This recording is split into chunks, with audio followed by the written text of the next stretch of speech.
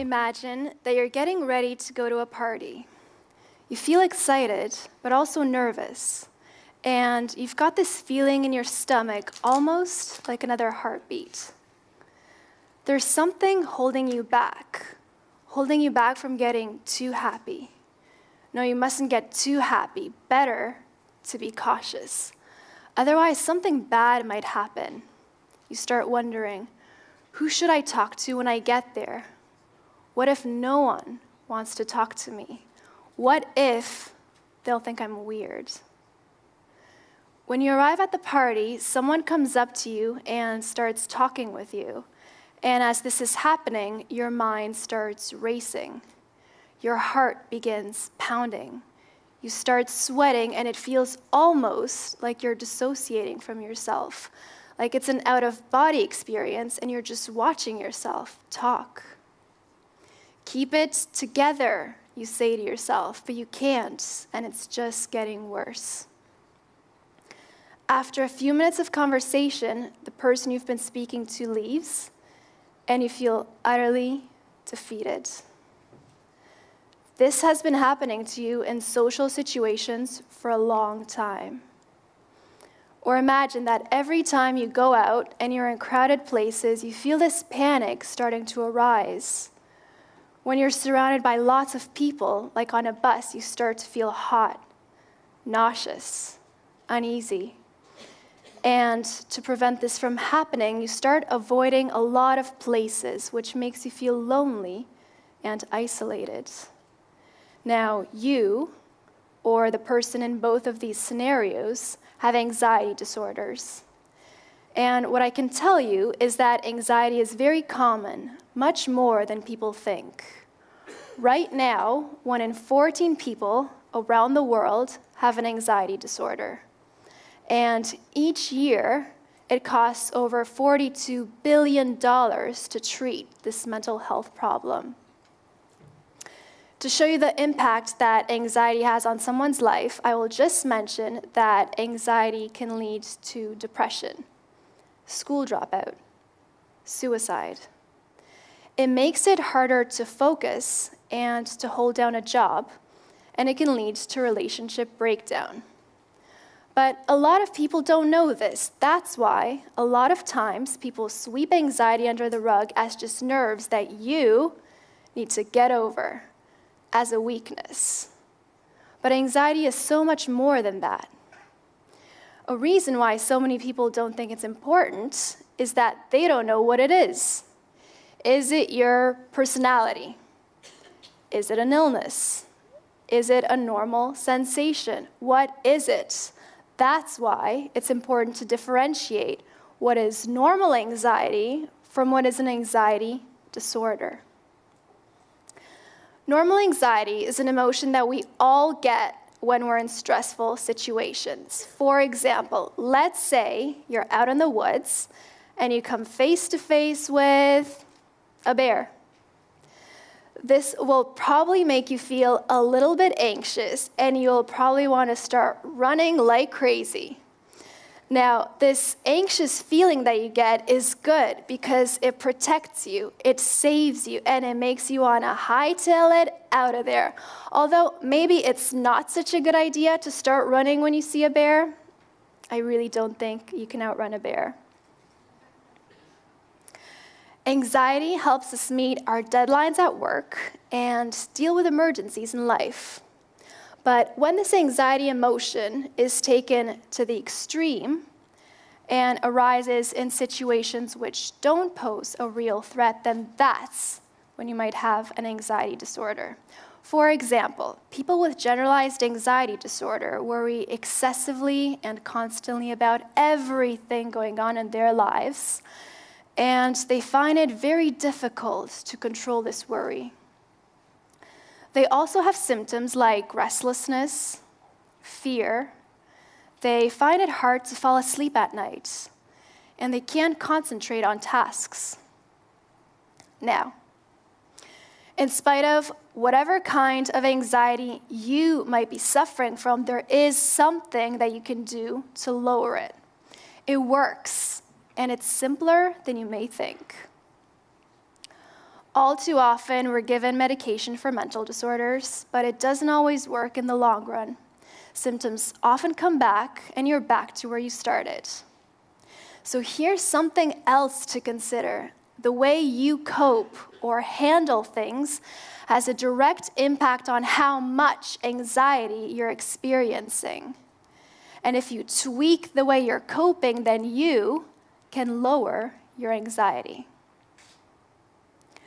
In our study at the University of Cambridge, we showed that women living in poor areas have a higher risk for anxiety than women living in richer areas. Now, these results didn't surprise us, but when we looked closer, we found that women living in poor areas, if they had a particular set of coping resources, they didn't have anxiety, while women living in poor areas without these coping resources had anxiety.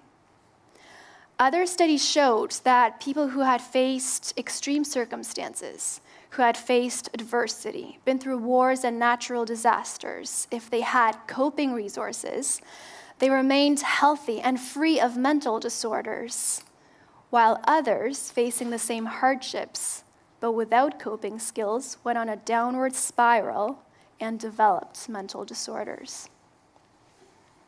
So, what are some of these coping resources, and how can we use them to lower our anxiety? And before I dive into what they are, I'd like to point out, and I think this is so interesting, you can develop these coping resources or coping skills on your own through the things that you do. You can take charge of your anxiety and lower it, which I think is so empowering. Today, I'll be talking about 3 coping resources, and the first one is feeling like you're in control of your life. People who feel like they're more in control of their life have better mental health. If you feel like you're lacking in control in life, then research shows that you should engage in experiences that give you greater control. I'll show you what I mean. Do you sometimes find that you put off starting something because you just don't feel ready enough? Do you find it hard to make decisions like what to wear, what to eat, who to date, which job to take up? Do you tend to waste a lot of time deciding what you might do while nothing gets done? A way to overcome indecision and this lack of control in life is to do it badly. There's a quote by writer and poet G.K. Chesterton that says, "Anything worth doing is worth doing badly the first time." The reason why this works so well is that it speeds up your decision-making and catapults you straight into action. Otherwise, you can spend hours deciding how you should go about doing something or what you should do. This can be paralyzing and can make you afraid to even begin. All too often, we aim for perfection, but never end up doing anything, because the standards that we set for ourselves are too high. They're intimidating, which stresses us out, so we delay starting something, or we might even abandon the whole thing altogether. Do it badly frees you up to take action. I mean, you know how it is. So often we want to do something perfectly. We can't start until it's the perfect time, until we've got all the skills. But this can be daunting and stressful. So why not just jump into it? Just do it however, without worrying if it's good or bad. This will make it that much easier to start something, and as you're doing it badly, to finish it. And when you look back, you'll realize more often than not that actually it's not that bad. A close friend of mine who has anxiety started using this motto, and this is what she said. When I started using this motto, my life transformed. I found that I could complete tasks in much shorter time periods than before. Do it badly gave me wings to take risks, to try something differently, and to have way more fun during the whole process. It took the anxiety out of everything and replaced it with excitement. So, do it badly, and you can improve as you go along. I'd like to ask you to think about this. If you start using this motto today, how would your life change? The second coping strategy is to forgive yourself, and this is very powerful if you use it. People with anxiety think a lot about what they're doing wrong, their worries, and how bad they're feeling. Imagine if you had a friend who constantly pointed out everything that you're doing wrong and everything that was wrong with your life. You would probably want to get rid of this person right away, wouldn't you? Well, people with anxiety do this to themselves all day long.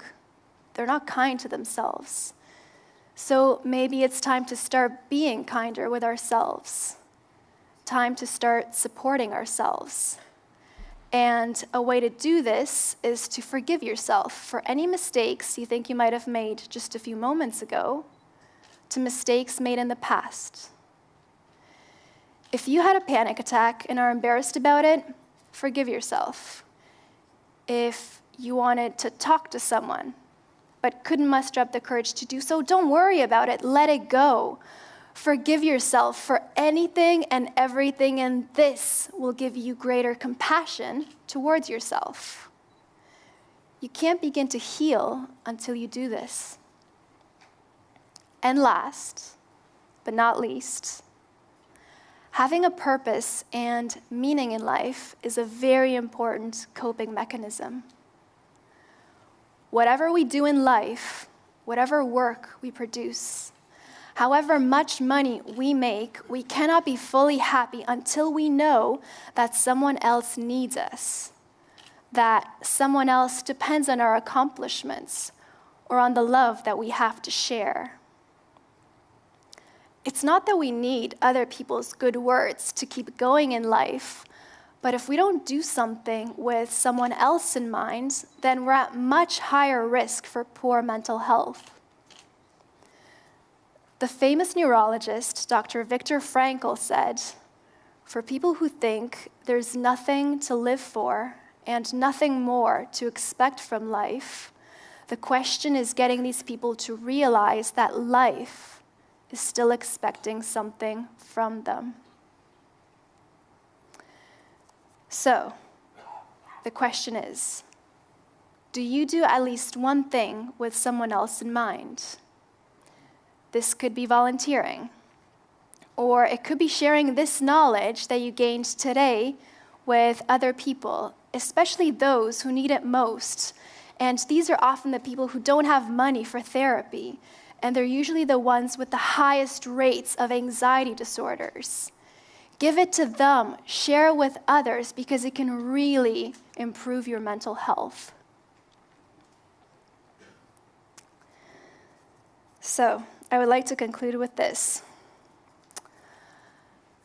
Another way that you can do something with someone else in mind is finishing work that might benefit future generations. Even if these people will never realize what you've done for them, it doesn't matter, because you will know. And this will make you realize the uniqueness and importance of your life. Thank you.